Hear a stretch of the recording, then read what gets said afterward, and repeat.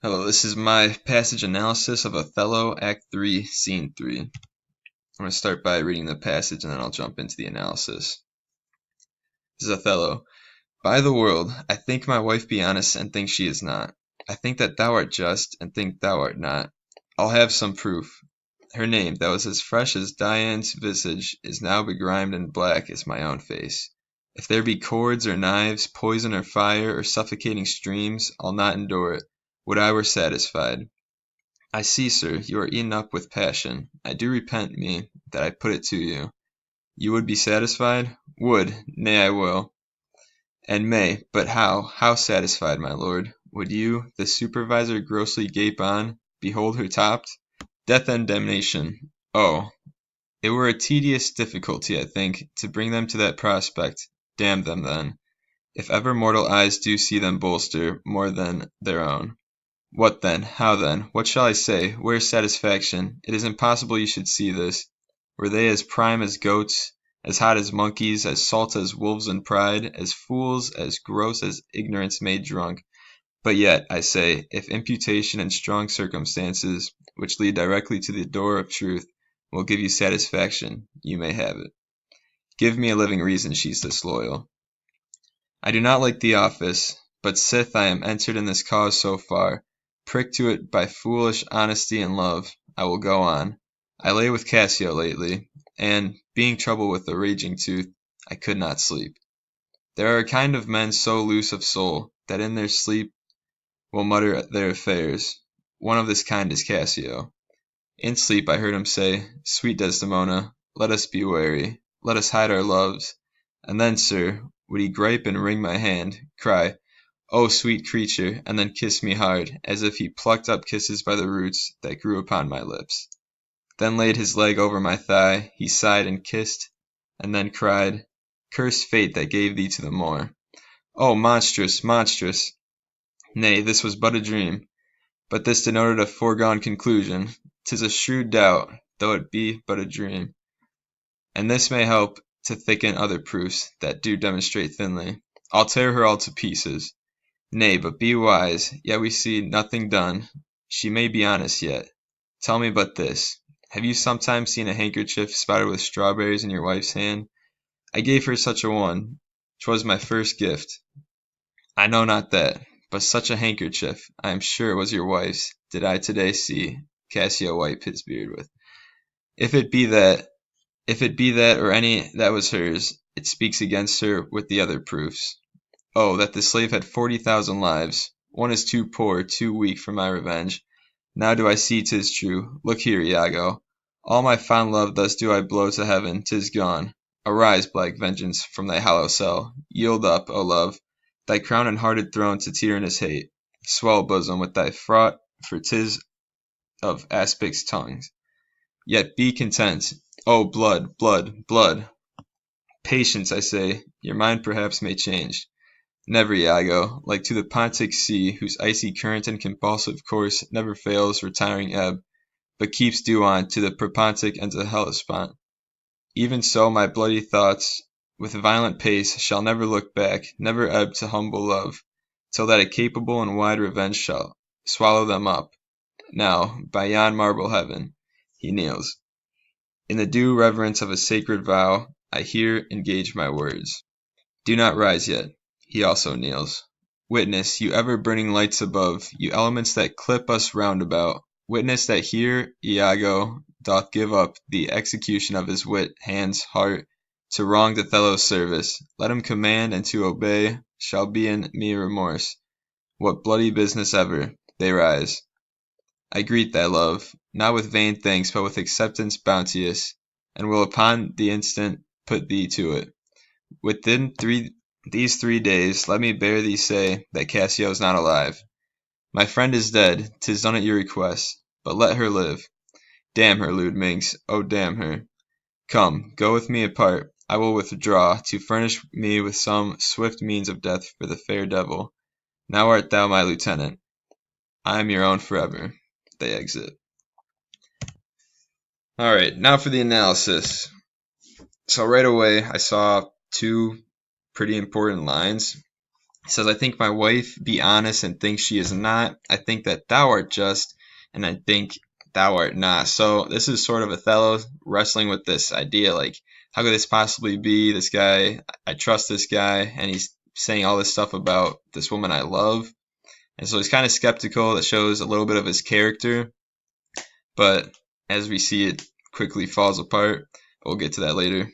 He says, I'll have some proof. This is definitely foreshadowing for when he does get proof from Iago. And he says, her name that was as fresh as Diane's visage is now begrimed and black as my own. This is a couple of similes, and there's also a little bit of an allusion in there. Diana is a goddess of chastity, so this was just like how Othello saw Desdemona, and now he sees her face begrimed in black as his own, which is sort of ironic to think about because obviously he's a black character and everyone else has commented on this, and now he's sort of leading into that and going along with it, and he's even commenting on it himself, which I thought was pretty interesting. It says, if there be cords or knives, poison or fire, suffocating streams, I'll not endure it. If we know anything about the end of this, he's not going to be enduring it for much longer, so that's definitely some foreshadowing. Iago says, I see, sir, you are eaten up with passion. This is a little bit of a characterization for not Iago, but Othello again, because Othello is quickly falling apart when he hears about Desdemona, and it's just eating him up inside. Then we jump to Iago, and he's talking about Cassio and Desdemona, and he says, were they as prime as goats, as hot as monkeys, as salt as wolves in pride? There's a lot of imagery in this for sure, and he's basically just using a euphemism to talk about sex. I guess you could say colloquialism as well, but I'm not too sure what the slang was like back then, so I think euphemism is the best bet here. He says, Othello says, give me a living reason she's disloyal, and that's just more foreshadowing for when he does actually get his proof. Iago then goes on to a story about him sleeping next to Cassio, and in it he says, being troubled with a raging tooth, I could not sleep. This is definitely hyperbole. I don't think a toothache would keep you up all night, but sure, let's go along with it. He then says, there are kind of men so loose of soul. I said this was diction because I thought it was quite interesting how he says this in describing Cassio. I think he's just saying how Cassio is just this carefree character, and that's definitely a dig at Cassio. And he goes on to say, and then, sir, would he gripe and wring my hand, cry, oh sweet creature, and then kiss me hard, as if he plucked up kisses by the roots that grew upon my lip, then laid his leg over my thigh, and sighed, and kissed, and then cried, cursed fate that gave thee to the moor. So, there's a ton of imagery in this. You can imagine what Othello would be thinking at this point. And Iago definitely puts all this imagery in there to anger Othello that much more. And there's also a simile. He says, as if he plucked up kisses by the roots that grew upon my lips. And that just shows how romantic Cassio was being at the time, and how he would be kissing Desdemona if Iago was Desdemona. And so that obviously makes Othello even angrier. But Iago says, nay, this was but his dream. And so Iago's just trying to like push this off, saying, oh, it's just a dream, don't worry about it. And this is definitely an understatement. We can tell Othello is still very much angry because he says, I'll tear her all to pieces. There's imagery in this, you could say foreshadowing, I guess, and this is just getting quite scary for Othello because, well, it's getting scary for the reader because you can see Othello pretty much reaching his limit. And then you go on to talk about the handkerchief, and Iago says, if it be that, or any that was hers, it speaks against her with the other proofs. There is something very clever going on when Iago says this. When he's talking about the handkerchief, Iago very cleverly adds that if it be Desdemona's, it speaks with the other proofs. What are these proofs? At this point, there are absolutely no proofs for Othello to see, but because he says it goes along with the other proofs, it sort of implies that there are like real things, there's real evidence that shows that Cassio and Desdemona have been having an affair. And so this is a fallacy, or in this case, an appeal to ignorance, which pushes the idea that everything that's been made up about Cassio is actually real, and because Othello doesn't have any information about it, he easily falls into believing it, which only makes him more angry. And so Othello says, "Oh, that the slave had 40,000 lives. One is too poor, too weak for my revenge."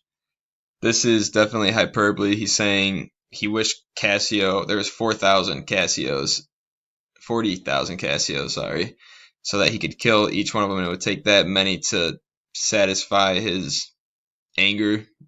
And he then goes on to say, "Arise, black vengeance, from thy hollow cell. Yield up, O love, thy crown and hearted throne to tyrannous hate. Swell bosom with thy fraughts, for 'tis of aspic's tongue." What he's doing here is he's using personification to bring his vengeance to life and overthrow the love that was in his heart. And by bringing in the poisonous snakes, which are the aspics, he wants the poisonous snakes to fill up his heart. And because we normally see hearts filled with love, this shows that he no longer has affection for Desdemona. To go on, he then says, "Like to the Pontic sea, whose icy current and compulsive course never fails retiring ebb, but keeps due on to the Propontic and to the Hellespont." What he's doing here is he's using a simile to compare the Pontic Sea, which is this unwavering thing that stays on its course all the time. He's comparing that to his revenge, his course of actions that he's going to be taking to get his revenge. And then he makes his promise to Iago. He says, "In the due reverence of a sacred vow, I here engage my words." This is filled with dramatic irony because Othello still has not seen any proof of anything that Iago is talking about, and he's still making a vow that he will get his revenge. This also goes all the way back to that first thing I was touching on, which says, "I think that thou art just and think thou art not." And yet he still goes on to believe every single thing that Iago is telling him. So at this point, we can sort of see that it's clear that Othello is at the point of no return as far as what he thinks about Desdemona and Cassio. And then Iago kneels down and he says how he's going to give up the execution of his wit, hands, heart to the wronged Othello's service so that Othello can command him.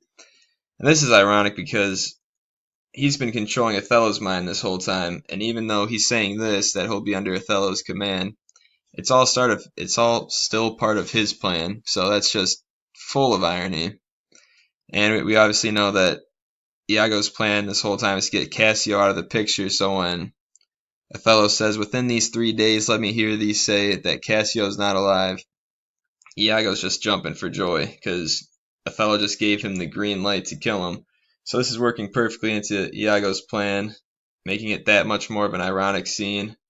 And it even shows the character of Othello a little bit more, because it shows how, you could say, insecure Othello is, that as soon as there's any doubt in his mind, he jumps at it in every way to try and end it, because he's just been hearing rumors from Iago this whole time, and that was enough to convince him to send Iago to kill Cassio.